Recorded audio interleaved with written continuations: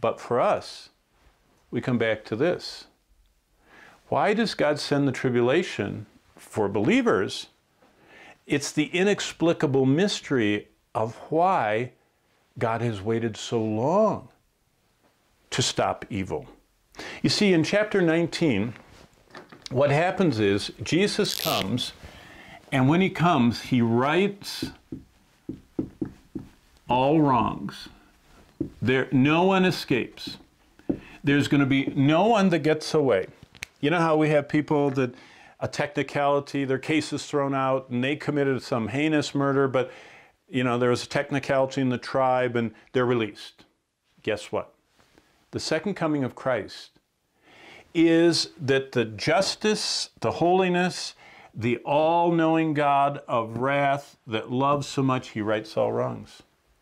God seemingly just looks on over the centuries as missionaries are slain and churches are burned to the ground and millions of people are oppressed and living in despair.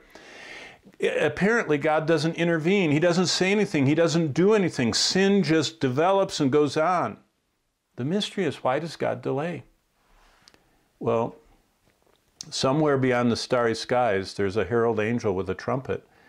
And by the decree of the Lord God Almighty, there's a day, an hour, and a moment when Christ will return. It's kicked off by the tribulation. It's culminated by the judge who rights all wrongs, returning. Let me give you an overview of the end of days in Revelation. Chapter 6 starts the judgments. By the sixth seal that takes place in Revelation 6, 12 to 17, we have an earthquake. God sends such a big earthquake in 6:17 at the end of this chapter. The sun becomes black as sackcloth. The moon kind of gets a tinge because the atmosphere is so full of dust like blood, and meteors start falling. Now just imagine, as these scenes flash by, do you know what the people on earth are going to feel like? Let me read verse 15 with you for just a moment and think about watching this happen. Chapter 6, verse 15. And the kings and the rich men of earth, the great men, the rich men, the commanders, the mighty men, every slave, every free, hide themselves in caves and in the rocks of the mountains. And they say to the mountains and the rocks, fall on us and hide us from the face of him who sits on the throne and from the wrath. For the great day of his wrath has come. Whoa, we just went through these 6 seals.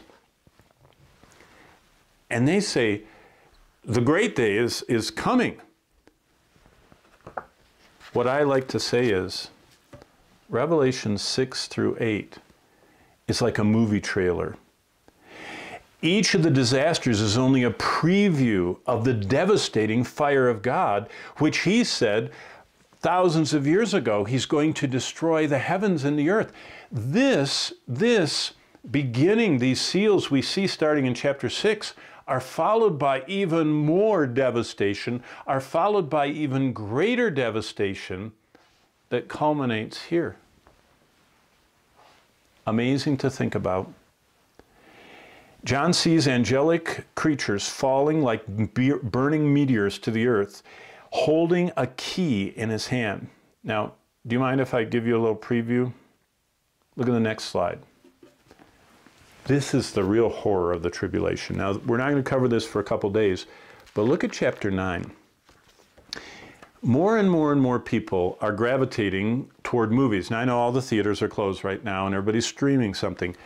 But when movie season is going full force, about half of all the movies have some type of a supernatural element to them. Look what happens in chapter 9, verse 3. I call it when the real horror, it's right here in the middle of the second, right in the middle of the seals, trumpets, and bowls, right here. Chapter 9, verse 3, right there.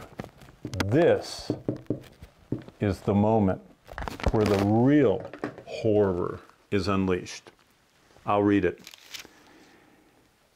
And starting in verse 1, the fifth angel sounded, and I saw a star falling from heaven, and to him was given the key of the bottomless pit. Verse 2, he opened the bottomless pit, and smoke arose out of the pit, and the sun and the air were darkened. In verse 3, and out of the smoke locusts came on the earth, and to them was given power as scorpions. Whoa. Demons rush out of that pit and sweep across the face of the earth like a dark, thick plague of locusts. If the terrifying quake of chapter 6 seemed bad, this is so much more terrifying. There's nowhere to go. There's no escape. There's no secure room, because these creatures aren't stopped by physical barriers. They're demonic. They're spirit beings. What comes with them? Verse 17 of chapter 9. The massacre arrives. A world terrorized, it says in verse 10 of chapter 9, for 150 days, now has something to fear. The searing pain is about to be replaced with horrific death. And in 9:17, the sixth angel sounds. And that's when, look at this, a third of all humanity die. Do you know what's interesting? I've been watching the New York Times talking about the kind of the flu epicenter in America is New York City. And people are dying there so rapidly that they're having trouble burying them all. And they're renting semi-trucks and parking them. They're stacking people's bodies in body bags in them. They've started this trench on this island where they've always buried nameless people. Now they're burying boxes by the hundreds in that long, long trench. And now there are drone footage showing these forklifts taking stacks of caskets and putting them into the ground, and bulldozers. Did you know during the tribulation there's going to be no way to, in an orderly fashion, deal with the death and carnage and destruction? What's the conclusion to all this? 2 Peter 3. Now remember, there's nothing new here. It's just an explanation of everything else. That's why it's very hard to stay only in the book of Revelation, because to understand each piece, you have to go back where it came from.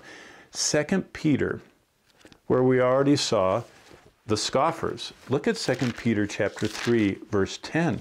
Because this, when you talk about climate change, this is the ultimate climate change. Chapter 3, verse 10 of 2 Peter, the day of the Lord, remember the day of the Lord, in the Old Testament refers to the entire tribulation period culminated by the second coming, day of the Lord. So Peter's talking about this entire event, which we would call Revelation 6 to 19. But the day of the Lord will come as a thief in the night, in which the heavens will pass away with a great noise, and the elements will burn with fervent heat. Both the earth and the works that are in it will be burned up. There's a fire coming that melts the entire universe down to the atomic level. The elements, in Greek, this is the word they use for the basic particles. We would call them atoms and subatomic particles. Now here's the lesson. Everything unconnected to God burns. Look at verse 11. Therefore, since all these things will be dissolved, the universe is going to dissolve, what manner of persons ought you to be in holy conduct and godliness? Wait a minute. This book became so popular to the early church because they said, everything unconnected to God, Peter told us, burns. God shows us we're the church on earth. We should be doing what he left us to do. We're going to be in heaven, and the currency of heaven is what we do for Christ on earth. God is sending the tribulation. No one can escape the second coming of Christ, and there's going to be this final burning before heaven starts. Wow.